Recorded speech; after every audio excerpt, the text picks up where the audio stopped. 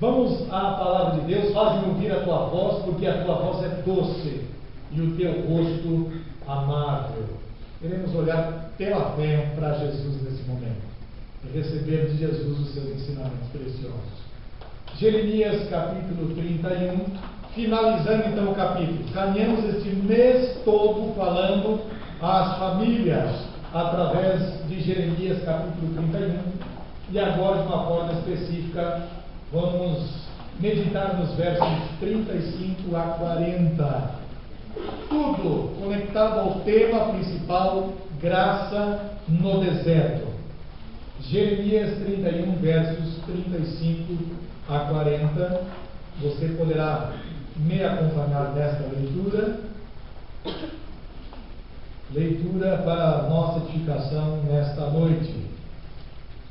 Abramos as nossas mentes, o nosso coração, para que o Espírito Santo de Deus tenha liberdade para atuar, para trabalhar nas nossas vidas, nos abençoando e nos fazendo abençoadores de Deus.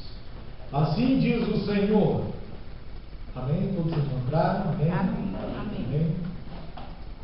Assim diz o Senhor, que dá o sol para a luz do dia, e as leis fixas, e a lua e as estrelas para a luz da noite, que agita o mar e faz branir as suas ondas. Senhor dos exércitos é o seu nome. Se falharem estas leis fixas diante de mim, diz o Senhor, deixará também a descendência de Israel de ser uma nação diante de mim para sempre. Assim diz o Senhor, se puderem ser medidos os céus lá em cima, e sondados os fundamentos da terra cá embaixo, também eu rejeitarei toda a descendência de Israel, por tudo quanto fizeram, diz o Senhor. Eis que vem dias, diz o Senhor, em que esta cidade será reedificada para o Senhor, desde a torre de Hananel até a porta da esquina. O cordel de medir estender-se-á para diante, até ao outeiro de Garebe, e virar-se-á para Guá. Todo o vale dos mortos e da cinza, e todos os campos até o ribeiro Cedron, até a esquina da porta dos cavalos para o oriente, serão consagrados ao Senhor. Esta Jerusalém jamais será desarraigada ou destruída. Esse é um texto para fechar com chaves de ouro este capítulo 31. É um texto e deste texto eu elegi como tema família adoradora. Para a nossa meditação bíblica temos o tema família adoradora. Como nós podemos encontrar família adoradora olhando para esse texto? Encontramos sim por três razões muito simples. Três razões simples e muito presbiterianas também, né? O sermão de 3 pontos. Muito simples porque família adoradora, ela reconhece que Deus é o Criador de todas as coisas. E o texto nos aponta esse Deus que criou os céus, a terra, fez o mar e toda a sua plenitude. Este é o Senhor dos exércitos. Nos diz o versículo 35. Assim diz o Senhor, que dá o sol para a luz do dia, e as leis fixas, a lua e as estrelas para a luz da noite. Deus é o Deus Criador do universo. É a família que o adora tendo esta verdade em seu coração, esta concepção extraordinária de um Deus que colocou diante dos nossos olhos todo este macrocosmo revelado, e assim manifestando a sua grandeza, manifestando o seu poder, manifestando a sua soberania. Quando nós olhamos para o texto e vemos esse texto nos revelando que a família adoradora adora o Deus Criador, nós paramos nesta questão. Deus criou os céus. Quais foram os materiais disponíveis, os materiais que Deus tinha em suas mãos para criar esse universo, para criar os céus? Quais eram esses materiais? Nenhum material havia, tudo foi criado do nada. Então nós temos uma expressão em latim chamada aí ex nihilo, que significa nada ou criação do nada. O fato é que este universo nos espanta. O desconhecido assusta muitas pessoas, por que não dizer todas as pessoas? O Sol, por exemplo, percebam o nosso sistema solar. Os planetas girando em torno do Sol, num movimento extraordinário de extrema perfeição. E o Sol, por exemplo, é responsável por 99% da massa de todo o nosso sistema solar. Quem somos nós? Quem somos nós diante dos céus criados pelo Deus Todo-Poderoso? Quem somos nós diante do sistema solar? Quem somos nós em meio a 7 bilhões de habitantes sobre este planeta? O fato é que Deus criou os céus. Quando nos deparamos com a criação do Senhor, voltamos os nossos olhos para a nossa casa, para o planeta Terra, para todo esse ecossistema no mais perfeito desenvolvimento. Deus, além de ser o Criador dos céus, do universo, é também o Criador da terra e do mar.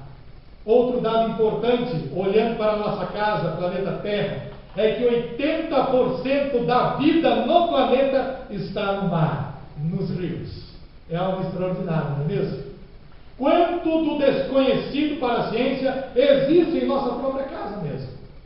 A ciência ainda não descobriu espécimes que fazem parte do nosso planeta, das quais a grande maioria estão nos mares, nos oceanos, nos rios. Deus é ou não é extraordinário? Amados, bendito seja o nome do Senhor. Pois quando os gregos queriam se referir, por exemplo, a um vazio, como é que pode tudo isso? Como pode essa criação? Os gregos da antiguidade já ficavam vislumbrados diante de tamanha glória. E quando eles queriam se referir àquilo que eles chamavam de um vazio abissal, ou seja, a mente dos gregos não conseguia mais alcançar extraordinário poder. E diante dos seus olhos vinha esse vazio abissal, colossal. Eles usavam então a palavra caos. Não consigo definir mais. Minha mente vai até este ponto. Daqui para frente é o caos. Assim era a Terra, não é verdade? Assim era o nosso planeta, a nossa casa, até sofrer a intervenção do Espírito de Deus, ordenando todas as coisas, colocando-as no seu devido lugar. Este é o estado em que se encontram aqueles que ainda não se submeteram à ação do Espírito Santo de Deus. Suas vidas não passam de um verdadeiro caos espiritual. Essa é a condição de muitas pessoas sem Deus. Há pessoas carentes da intervenção imediata do Espírito do Senhor. E mais do que nossas orações por essas pessoas, sejamos nós os agentes da intervenção divina através do poder do Espírito do Senhor, para que assim tenha um encontro real, verdadeiro, pessoal com este Deus que criou o universo. Já imaginou isso? O Deus que criou os céus, o Deus que criou a terra, os mares, os oceanos.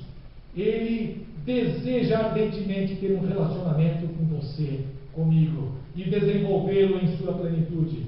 Mas antes de chegarmos a esse assunto, percebemos pelo texto que Deus também criou as leis para reger todo o universo. Deus não criou o universo largando-o ao caos, não. Deus ordenou todas as coisas de uma forma extraordinária. E como nós percebemos tantas leis, tomando conta os homens, diante da sabedoria que Deus vai lhes concedendo, acabam descobrindo coisas extraordinárias. E as leis são algo de extraordinário que os homens, os sábios, na instrumentalidade de Deus em se manifestar por meio da sua graça comum, lhes dá como presente, nos dá como presente. Você que já passou aí pelo banco de uma escola, você que é um estudante, não é mesmo? E que está aí estudando as leis de Isaac Newton, por exemplo, as 3 leis da dinâmica, você pode considerar isso de certa forma, mas aonde que eu vou aplicar uma coisa dessa? Há muitas pessoas reclamando da matemática, mas eu tenho que estudar matemática, eu nunca vou aplicar isso em minha vida.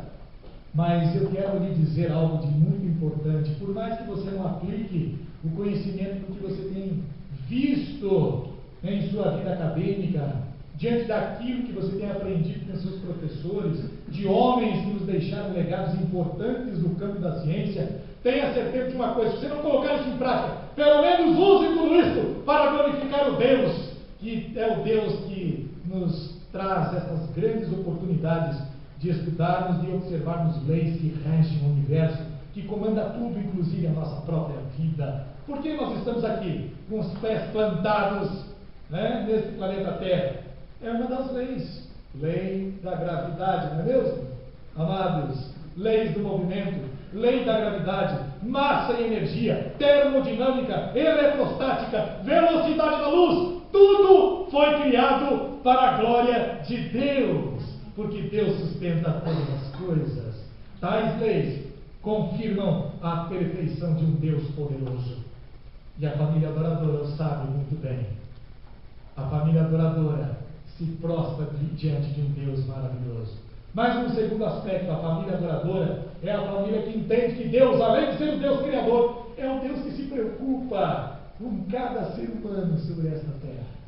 Se preocupa comigo, com você. Se preocupa quando nós choramos. Ele se preocupa quando nós estamos alegres. Porque muitas vezes a nossa alegria pode nos afastar dos seus caminhos. Deus se preocupa conosco o tempo todo. Esta era uma preocupação que ele tinha antes que nós existíssemos, antes que houvesse o mundo, antes que o universo fosse criado. Deus já se preocupava conosco.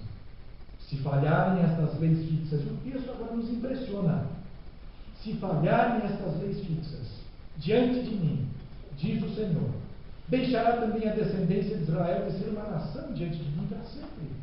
Assim diz o Senhor, verso 37, se puderem ser medidos os céus lá em cima, sondados os fundamentos da terra cá embaixo, também eu rejeitarei toda a descendência de Israel por tudo quanto fizeram, diz o Senhor. Mas o que isso significa para mim e para você? O que esse texto quer nos dizer exatamente? A família adoradora precisa compreender o que esse texto diz.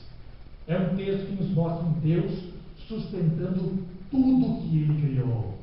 Deus não abandonou a sua criação, como nos dizem os deístas, como um relojoeiro, que inventou, criou o relógio, construiu o relógio e o abandonou ao seu bel prazer.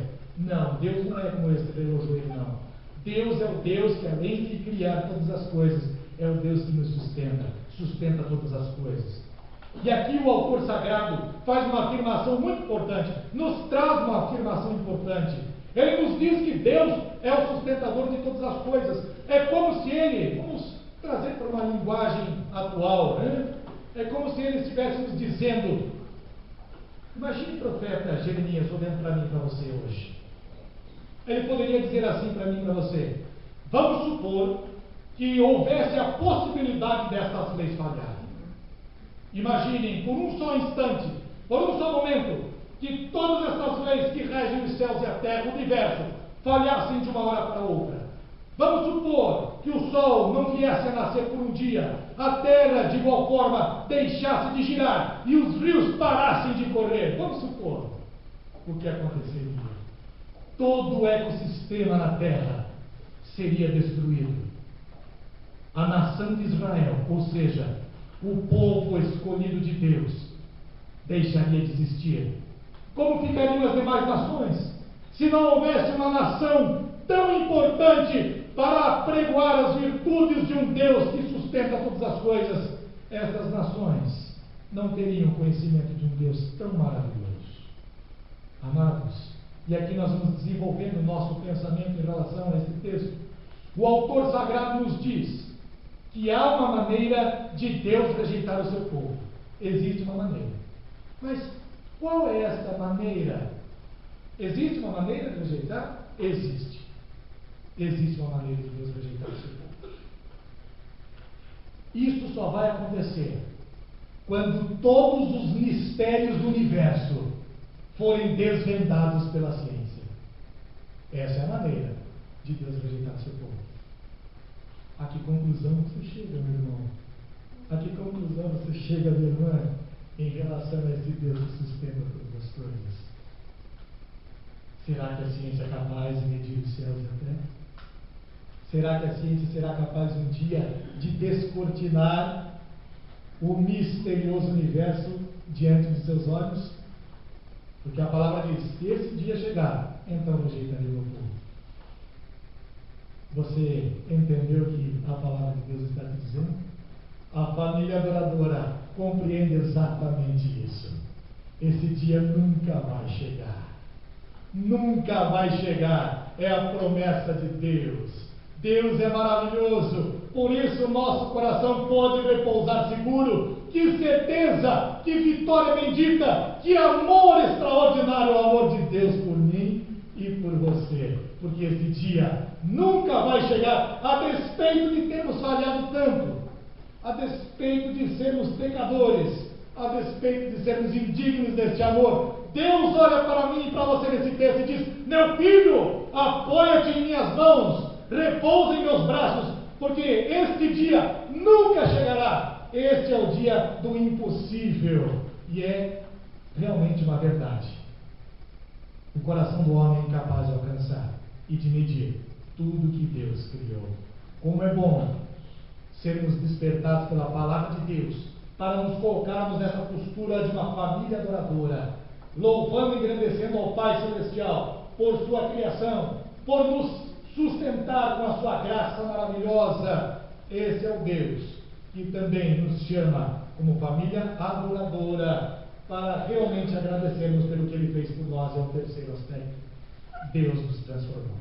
Há muitas pessoas que estão aí engrandecendo a natureza. Oh, a natureza é maravilhosa, é grande, é imensa. Há muitas pessoas realmente dizendo: eu até posso compreender que existem leis que Deus fixou para cuidar de tudo isso, mas estão longe de um coração transformado. Muito longe. A família adoradora é a família que tem um coração transformado por Deus. Como família de Deus, nós o adoramos, não apenas por ser Ele o Criador de todas as coisas. Nós o adoramos nem mesmo pelo modo como estas coisas vieram a existir, ou seja, do nada. Nós não adoramos a Deus apenas por ser Ele o grande sustentador de todas as coisas. Nós adoramos a Deus porque só Ele tem poder para mudar o coração de um pecador. Só Ele tem esse poder. Tudo no universo é maravilhoso, não é verdade? Tudo no universo é maravilhoso. Mas aqui nos lembramos da poesia do hino: mas seu amor aos homens perdidos das maravilhas, essa será de longe a maior, a melhor do que todas as maravilhas que você, pelos seus olhos humanos, podem contemplar. Pode contemplar a relação que Deus criou. Contemplar pelos olhos da fé a transformação que Ele operou em nossas vidas. Essa é a maior maravilha que nós podemos desfrutar. E a família adoradora prostra-se diante de Deus, não apenas pelo fato de Ele ser o Deus Todo-Poderoso, Criador dos céus e da terra, ser o Deus sustentador, mas porque Ele nos transforma.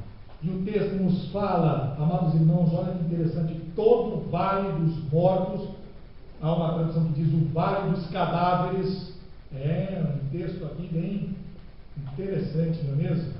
Todo o vale dos mortos e da cinza, todos os campos até o ribeiro do Cedron, até a esquina da porta dos cavalos para o oriente, serão consagrados ao Senhor.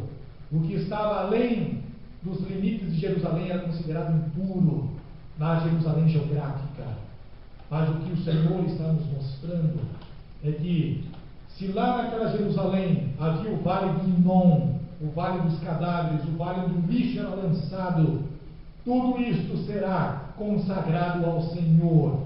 Ou seja, tudo que era considerado imundo, Deus tem poder para purificar, Deus tem poder para transformar.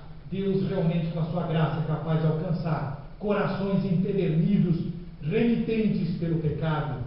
E como Deus faz isso? Como Deus faz isso? Deus faz através da entrega do seu único Filho Jesus. O sangue de Jesus, a sua graça bendita, a sua eleição em amor, é que nos proporcionou esta certeza. Não há prejuízo nenhum para aqueles que estão em Cristo Jesus. Graças ao Deus Todo-Poderoso. Amados, concluindo, dizemos então E família adoradora é uma família criada e sustentada por Deus. Família adoradora é família transformada por Jesus, é família santificada pelo seu Santo Espírito. Que Deus assim nos abençoe, nos guarde. E eu peço em nome de Jesus que faça da tua família uma família adoradora. É muito bom estarmos aqui adorando a Deus, mas que possamos manifestar que adoramos a Cristo Jesus, que pertencemos ao Deus que fez os céus e a terra, que realmente criamos dependência do Espírito do Senhor em todo o tempo, que nós sejamos testemunhas desse grande amor do Senhor, que nós possamos realmente com alegria dizer às pessoas o quanto vale a pena servir a Cristo, o quanto é bom ser crente em Cristo Jesus. Enquanto muitas pessoas consideram isso uma cafonice, algo ultrapassado. Não, é cafona. Ser crente hoje é cafona. Já foi a moda do evangélico. Hoje a moda é outra. Nós podemos então com esta alegria prosseguir firmes na palavra de Deus, como família abençoada pelas suas mãos, adoradora do seu santo nome, e assim através do sangue de Jesus manifestar para os nossos queridos, pessoas que estão cambaleantes sem Jesus, o quanto Ele as ama, o quanto Ele se preocupa com cada uma delas. E nós sejamos, de fato, vasos consagrados nas mãos do Senhor, a nos colocarmos diante de tantas vidas que estão, na verdade, como mortos espirituais, para que, em meio ao caos, eles possam ter um encontro real e verdadeiro com Jesus Cristo, nosso Senhor e o nosso Salvador. Deus assim nos abençoe, nos guarde e nos proteja. Amém.